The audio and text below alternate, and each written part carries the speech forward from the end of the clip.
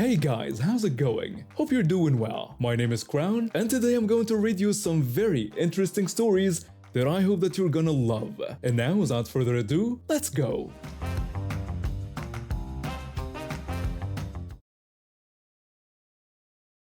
I used to live for the rush of stock car racing, the smell of burning rubber, the roar of engines, and the thrill of taking corners at breakneck speeds was my world. I'd been racing professionally for about 8 years, building up a decent reputation on the local circuit. My garage was filled with trophies and I had sponsors lined up for the next season. Life was good, and I thought I had it all figured out. Then came that fateful Saturday night at Richmond Speedway. I was leading the pack, just 12 laps from victory, when the car in front of me suddenly spun out. I had maybe 2 seconds to react. I jerked the wheel hard to the left, but it wasn't enough. My car clipped his rear bumper, sending me careening toward the concrete barrier at nearly 90 miles per hour. The impact was devastating. When I woke up in the hospital 3 days later, the doctors explained that I'd fractured my L4 vertebra. The surgery went well, they said, but my racing days were over. Just like that, my career was finished at 28 years old.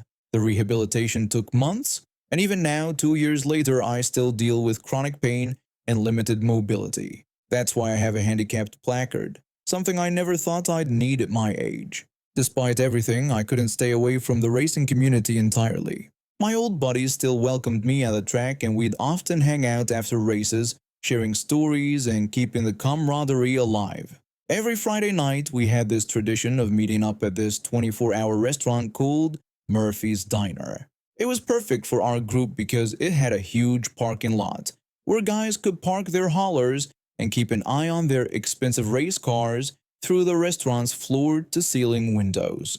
This Friday evening, I decided to drive my regular car instead of meeting the guys at the track first. My back had been acting up all week, so I figured I'd take it easy and just meet them at the diner for dinner and conversation.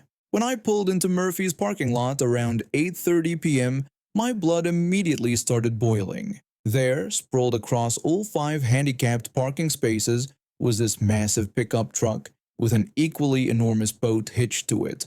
The boat had to be at least 30 feet long, and the whole setup was taking up every single handicapped spot in the lot. I sat in my car for a moment, staring at this ridiculous sight.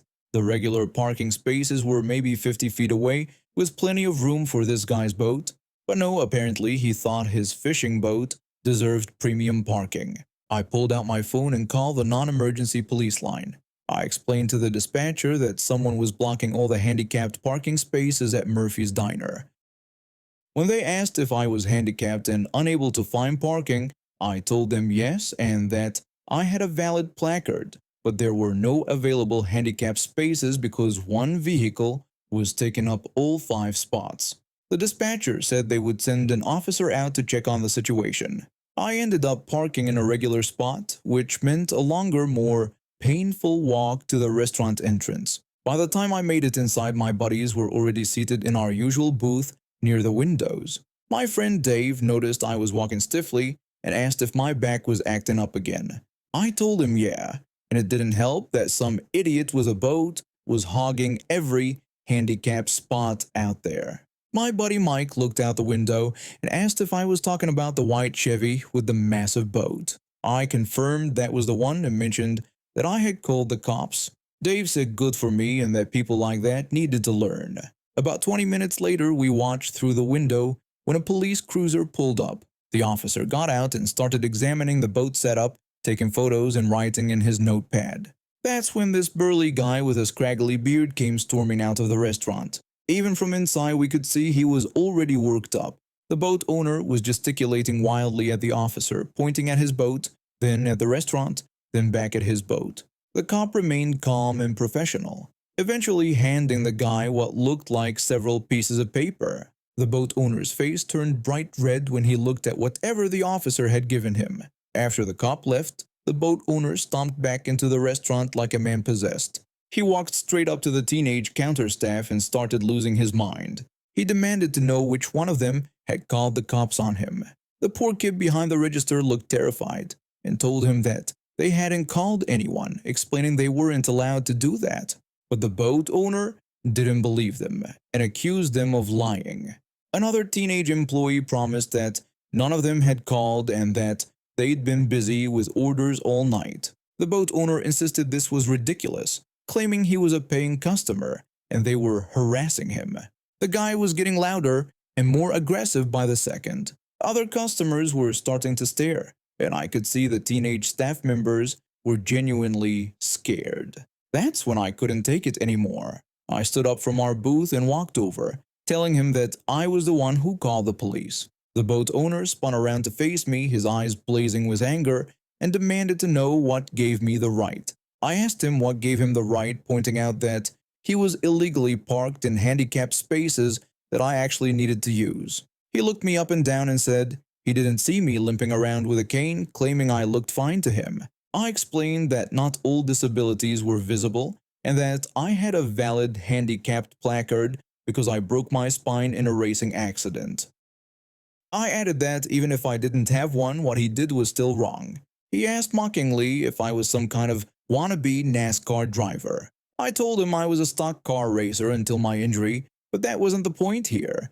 Then he said maybe I should have been more careful on the track, calling me tough guy in a sarcastic tone. That comment hit a nerve, but I kept my cool. My father had anger issues growing up, so I'd learned how to handle aggressive people without losing my composure. I told him he was just an entitled jerk who thought his boat deserved special treatment. I pointed out that there were plenty of regular parking spaces he could have used, but instead he had to take up all 5 handicapped spots because he was too lazy to walk an extra 50 feet.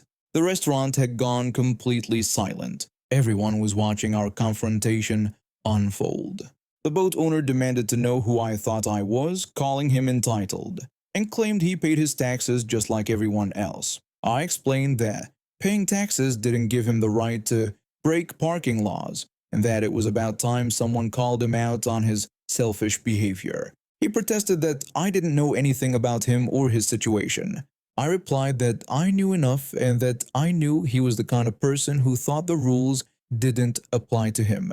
That's when 3 of the boat owner's buddies finally stepped in. They'd been sitting at a corner table probably hoping their friend would calm down on his own. They told him to come on and just go, saying it wasn't worth it. Another one said the damage was already done and they should get out of there. The third one pointed out that he was making a scene over parking tickets and should just pay them and move on.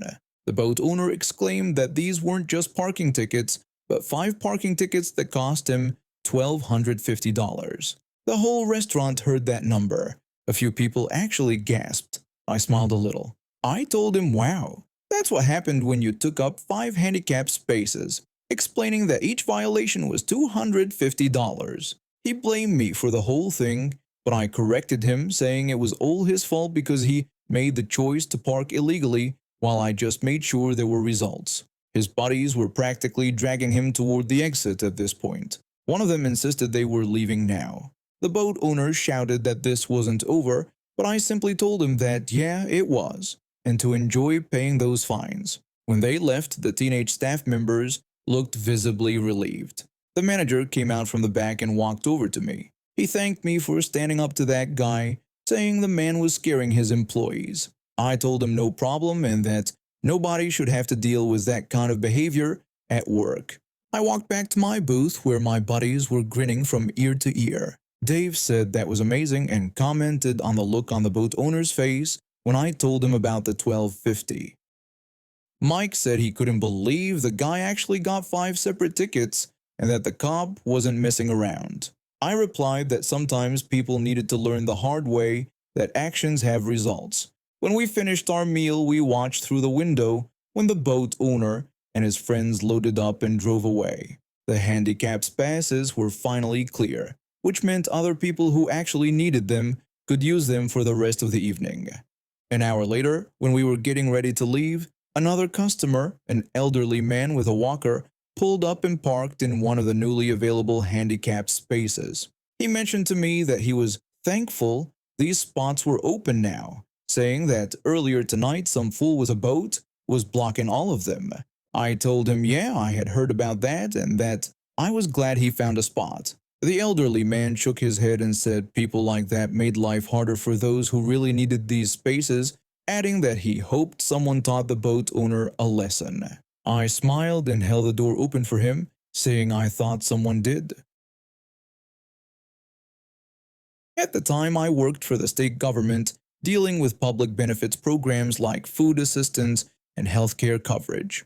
I'm a big guy, 6 feet 2 inches, and weighed about 340 pounds back then from my powerlifting days. The state dress code was usually business casual, unless you worked downtown or dealt with the public face to face. I spent most of my time on phone calls, so I didn't need to dress up much. But on this Thursday, I was wearing my only suit, which I had specially tailored because of my size. I've been running a weekly tabletop role-playing game at my buddy's house every Thursday for years. I was in my late 30s then and really enjoyed being the game master. When I was leaving work that day, my friend called me with an urgent request. His 3 dogs had somehow gotten hold of his dice collection and chewed them all up thinking they were treats. He asked if I could swing by the local game store and pick up some new dice before our session, so I stopped at this small gaming shop on my way over. While I was browsing around, I noticed a young woman looking frustrated trying to communicate with the store owner.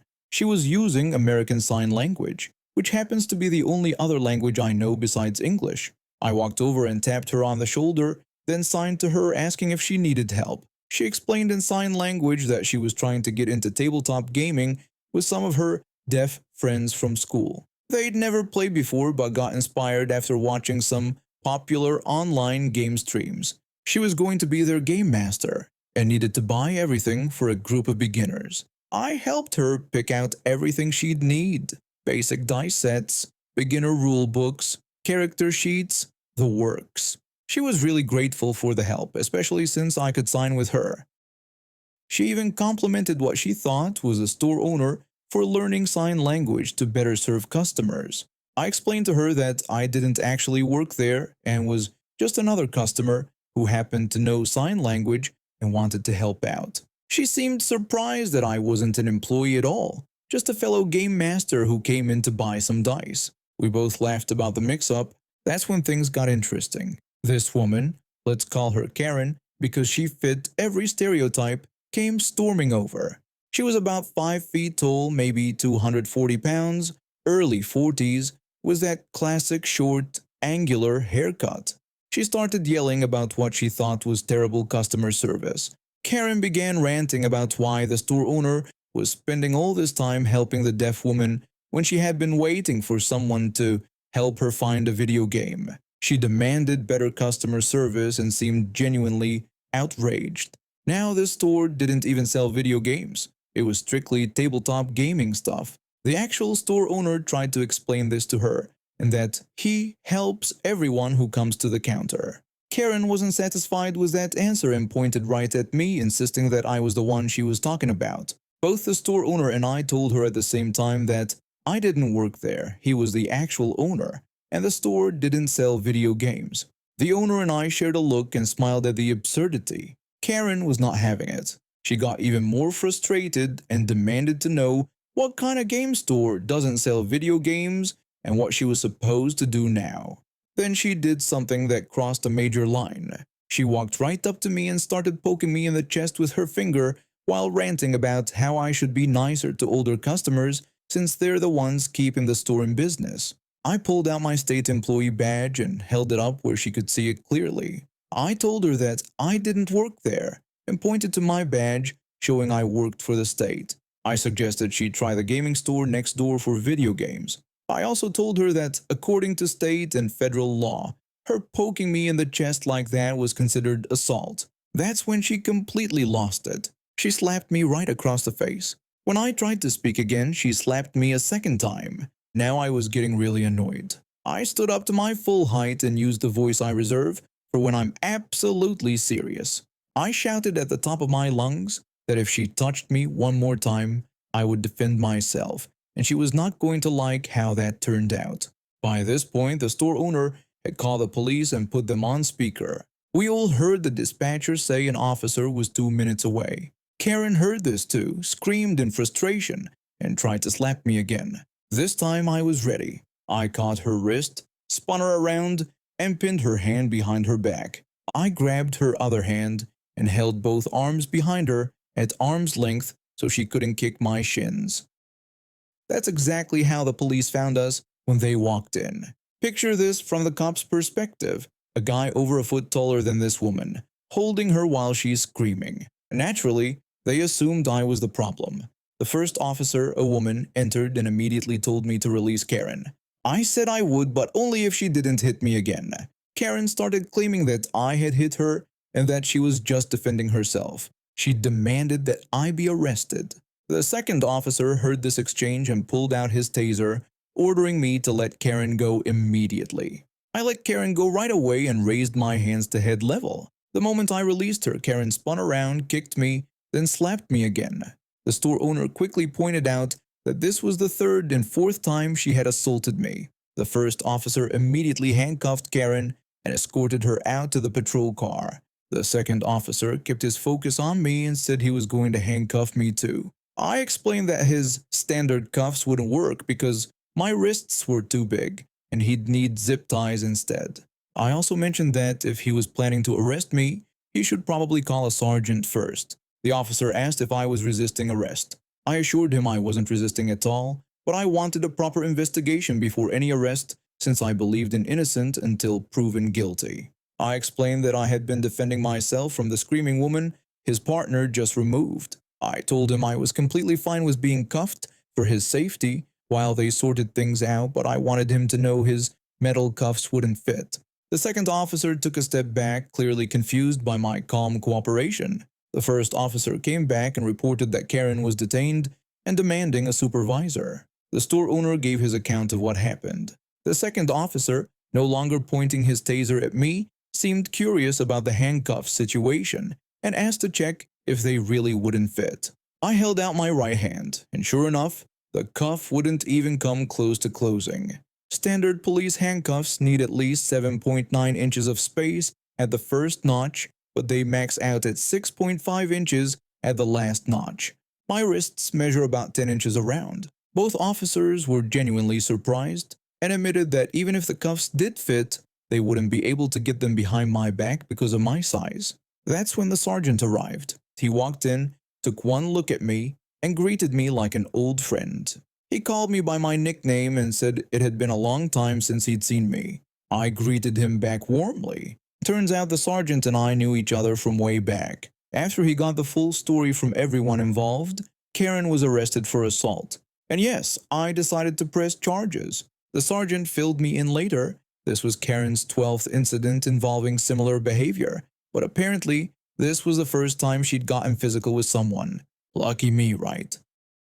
The deaf woman I'd been helping earlier had watched this whole thing unfold from the corner of the store.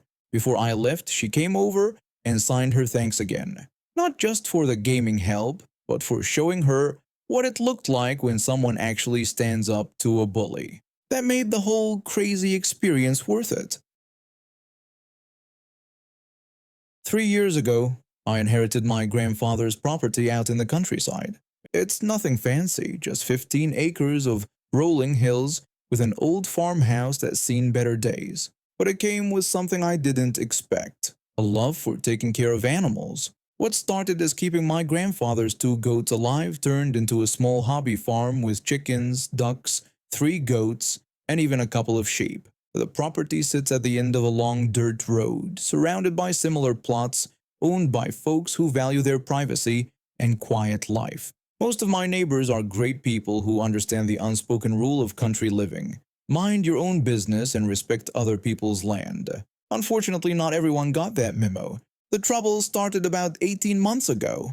I was out feeding the chickens one morning when I noticed the gate to the goat pen was wide open. My heart sank when I saw that Buttercup, my favorite goat, was nowhere to be found. I spent 3 days searching the woods and posting on social media before a neighbor 2 miles away called to say she'd found her way to their property. I figured it was just an accident until I installed a security camera and caught the culprit red-handed. It was a teenage boy from down the road, probably around 17 or 18 years old. The kid would sneak onto my property, usually in the evenings, and mess around with my animals like it was his personal playground. At first, I tried to handle it the neighborly way. I walked down to his parents' house and knocked on the door. His mother answered, and I explained what was happening. I told her that I thought her son had been coming onto my property and letting my animals loose. I said I just wanted to talk about it before things got out of hand. She brushed it off as harmless fun and said that's just how kids are. When I explained that one of my goats had gone missing for 3 days and could have been hit by a car or attacked by coyotes, she just promised to talk to him about it. That conversation went nowhere. 2 weeks later, I caught him on camera again, this time drinking beer and smoking on my property while harassing my chickens. I went back to his parents. I told them this was the second time I'd had to come over there. I explained that their son was trespassing and now he was drinking on my land. His father said they would handle it and called him a good kid who was just going through a phase. I said I wasn't trying to cause trouble, but this needed to stop because my animals were stressed and I was worried about their safety. His mother thanked me for my patience and promised they'd make sure he understood. But nothing changed. If anything, it got worse. The kids started bringing friends. They'd leave beer cans and cigarette butts scattered around my property. My security cameras caught them chasing the chickens and throwing rocks at the ducks. One night, they even tried to ride one of my sheep like it was a carnival attraction. I was getting frustrated, but I kept giving his parents chances to handle it. Every conversation was the same story. I'd tell them their son was back with more kids, terrorizing my animals. The father would say his son was applying for colleges and was under a lot of stress. I'd say I understood, but that didn't give him the right to use my property as his personal hangout spot. Then the mother would ask if I could just put up a fence or something, and I'd have to explain that I shouldn't have to fence my entire property because their son couldn't respect boundaries. The breaking point came 2 months ago on a Tuesday evening. I was in the house making dinner when I heard my chickens making a terrible racket. I looked out the window and saw the kid standing in my chicken coop with what looked like a BB gun, taking shots at my birds like he was at a carnival shooting gallery. I ran outside and caught him in the act. I asked him what the hell he thought he was doing. He told me to relax and said it was just a BB gun, claiming he wasn't actually hurting them. I yelled that he was shooting at my animals and told him to get off my property right now. He just shrugged it off and said, "Whatever, they were just chickens." I called the police while he was still walking away. When the officer arrived, I showed him the security footage from that night and several previous incidents. The cop was not amused. The officer said this was clearly trespassing and animal cruelty, then asked if I wanted to press charges. I told him yes, I did. I filed a formal complaint, and the kid was arrested the next week. His parents showed up at my door that same evening. The father accused me of ruining their son's life and demanded to know if I understood what I'd done. I said I knew exactly what I'd done. I protected my animals from someone who thought cruelty was entertainment. The mother then broke down and told me he'd had a scholarship, a full ride based on good citizenship and community involvement. She said the college had already withdrawn it because of these charges. I told them maybe he should have thought about that before shooting at my chickens. His father got angry and said I could have just talked to them again. I reminded them that I'd talked to them 6 times over the past year and nothing had changed. If anything, his behavior had gotten worse. The mother started crying and begging me to drop the charges. She explained that without the scholarship, they couldn't afford to send him to college and he'd graduate with massive debt that would follow him for decades. She asked if I'd noticed that he'd come to apologize. Didn't that count for something? The kid was standing behind his parents, looking uncomfortable. He mumbled that he was sorry about my chickens and stuff, and that he didn't mean for it to get this serious. I told him he was sorry he got caught, and that if I hadn't pressed charges, he'd probably be back here next week doing the same thing. His father insisted that wasn't true and said they'd grounded him and taken away his car. I asked how long that would last until this blew over. Even my girlfriend thinks I should drop it. She keeps telling me that everyone makes mistakes as teenagers, and maybe losing the scholarship is punishment enough. But I can't shake the feeling that this kid is only sorry because he got caught and lost something important to him. Last week, his parents came back with a different approach. The mother offered to pay for any damages to my property and said they'd even pay for better fencing if I wanted. I told them this wasn't about money, it was about accountability. The father said their son had a bright future ahead of him and asked if I didn't think this punishment was too severe for what amounted to teenage pranks. I said shooting at animals wasn't a prank, it was cruelty, and someone who did that didn't deserve a scholarship based on good citizenship. The mother claimed he'd changed and said he volunteered at the animal shelter now. When I asked since when, she admitted it was since last month. I pointed out that was right after he got arrested. The whole situation came to a head yesterday when I ran into the kid at the local hardware store. He was with a couple of friends and apparently thought I couldn't hear him. He called me a crazy old man who ruined his life over some stupid chickens. He complained that now he had to work at the animal shelter and pretend he cared about animals just to try to get another scholarship. One of his friends said that sucked and asked if his parents couldn't sue me or something. The kid said his dad told him they couldn't prove I wasn't within my rights, but he swore that if he ever got the chance to get me back, he would. That conversation confirmed everything I suspected.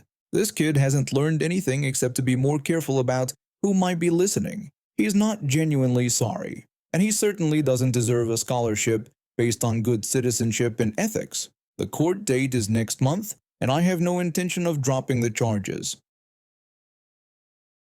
And now we have reached the end of today's stories. Thank you for watching, and see you next time.